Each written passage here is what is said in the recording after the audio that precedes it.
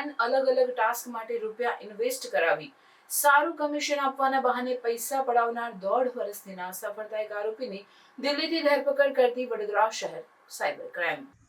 crime police station ફરિયાદમાં ફરિયાદીએ ફરિયાદ આપેલ કે ફરિયાદીને વોટ્સએપ તેમજ ટેલિગ્રામ અને ટેલિગ્રામ ગ્રુપથી સંપર્ક કરી યુટ્યુબ પર વિડીયોને સબસ્ક્રાઇબર અને લોકલ કરી પૈસા કમાવાની લાલચ આપી વિશ્વાસમાં લઈને ટાસ્ક કરવાના બદલામાં અલગ અલગ એકાઉન્ટમાં કુલ રૂપિયા 8,06,872 ભસડાવડાવી સારું એવું વળતર વેબસાઇટ ઉપર બતાવી ફરિયાદીને વિશ્વાસમાં લઈ રૂપિયા પરત નહીં કરી એકબીજાની મદદગારી કરી ફરિયાદી સાથે છેતરપિંડી વિશ્વાસઘાત કરેલ છે, જે બાબતે સાયબર ક્રાઇમ પોલીસ સ્ટેશન ખાતે